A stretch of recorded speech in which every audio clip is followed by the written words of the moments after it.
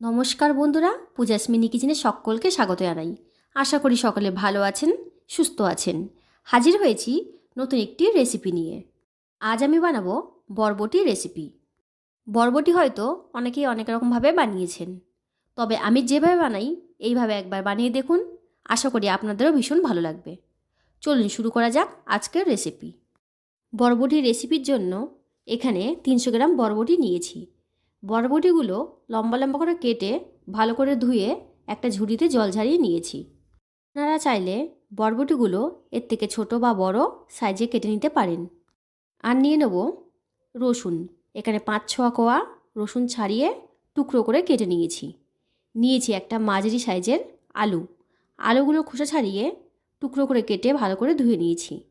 একটা নিয়েছি বড় সাইজের টমেটো ধুয়ে টুকরো করে কেটে নিয়েছি 2 পেঁয়াজগুলো খোসা ছাড়িয়ে টুকরো করে কেটে নিয়েছি। ফোড়নের জন্য নিয়ে নেব 1 চামচ গোটা সাদা জিরে আর একটা শুকনো লঙ্কা। এগুলোকে আমি ফোড়নে ব্যবহার করব। এই রেসিপির জন্য একটা মশলা তৈরি করে নেব। একটা বাটিতে নিয়ে নেব 1/2 চামচ হলুদ গুঁড়ো, 1/2 চামচ লঙ্কার গুঁড়ো, 1/2 চামচ ধনিয়ার গুঁড়ো, 1/2 চামচ জিরের গুঁড়ো, দিয়ে দেবো অল্প জল। এরপর একটা চামচ দিয়ে ভালো করে মশলাগুলোকে নাড়িয়ে নেব, যাতে মশলাগুলো ভালো করে ভিজে যায়। এই মশলাটা আমি রান্নাতে ব্যবহার করব। এইভাবে যদি মশলা ব্যবহার করা যায় তাহলে রেসিপির কালারটা খুব সুন্দর হয়। এদিকে গ্যাসটা অন করে একটা বাটি বসিয়ে দেবো। বাটিতে দিয়ে দেবো জল আর অল্প নুন। জলটা ভালোভাবে গরম হতেই কেটে রাখা বরবটিগুলো দিয়ে দেবো।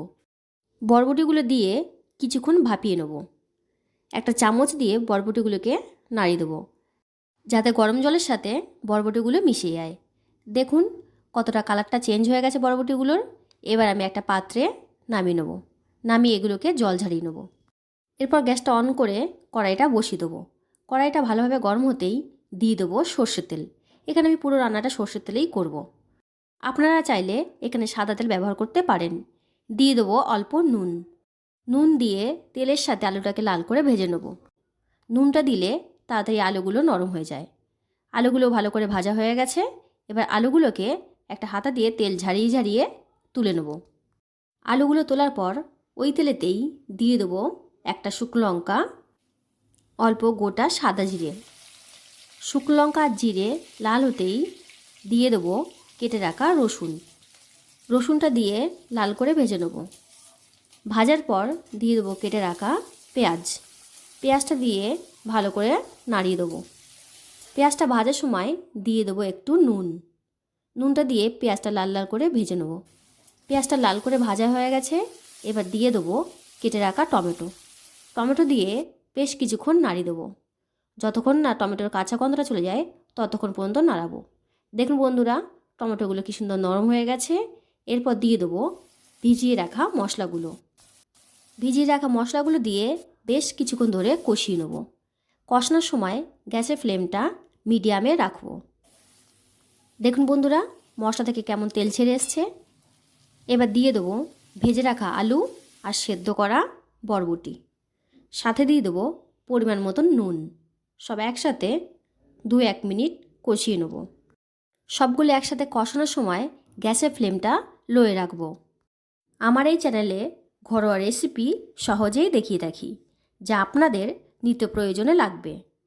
আমার চ্যানেল এখনও সাবস্ক্রাইব না করা থাকলে চ্যানেলটি সাবস্ক্রাইব করার অনুরোধ রইল। আর পাশে থাকা বেল আইকনটি ক্লিক করে অল নোটিফিকেশন অন করবেন, যাতে আমি যখনই কোনো নতুন ভিডিও আপলোড করব তখন তার নোটিফিকেশন আপনাদের কাছে পৌঁছায়। আপনাদের একটা সাপোর্ট আমাকে আরও নতুন নতুন ভিডিও বানানোর উৎসাহ জাগিয়ে তুলবে। আশা করি আপনারা আমার সাথে থাকবেন, পাশে থাকবেন। কেমন লাগলো আমার এই সহজ সরল রেসিপি, ভিডিওটি পুরোটা দেখে কমেন্টে জানাবেন। ভালো লাগলে লাইক করবেন আর প্রচুর শেয়ার করবেন, যাতে অন্য বন্ধুরাও এই সহজ রেসিপি দেখার সুযোগ পায়। দেখুন বন্ধুরা, আপনাদের সাথে কথা বলতে বলতে সবজিটা কষানো হয়ে গেছে। এবার আমি এতে দিয়ে দেবো অল্প পরিমাণে জল।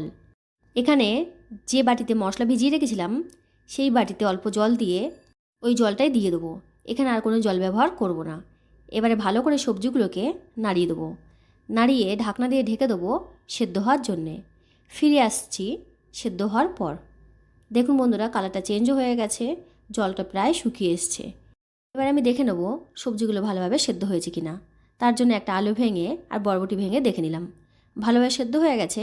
এবার গ্যাসের ফ্লেমটা হাইয়ে রেখে বেশ কিছুক্ষণ ধরে নাড়িয়ে নেব। নাড়িয়ে সবজিটা যখন শুকনো শুকনো হয়ে যাবে তখন আমি নামিয়ে নেব। নামানোর আগে দিয়ে দেবো অল্প পরিমাণে গরম মশলার গুঁড়ো। রেসিপিটি হয়ে গেছে। এবার আমি গ্যাসের ফ্লেমটা অফ করে দেবো। অফ করে একটা পাত্রে নামিয়ে নেব। তৈরি হয়ে গেল আলু আর বরবটি দিয়ে ভিন্ন স্বাদের রেসিপি। আবারও চলে আসবো অন্য কোনো নতুন রেসিপি নিয়ে। সুস্থ থাকবেন, ভালো থাকবেন। ভিডিওটি দেখার জন্যে সকলকে অনেক ধন্যবাদ।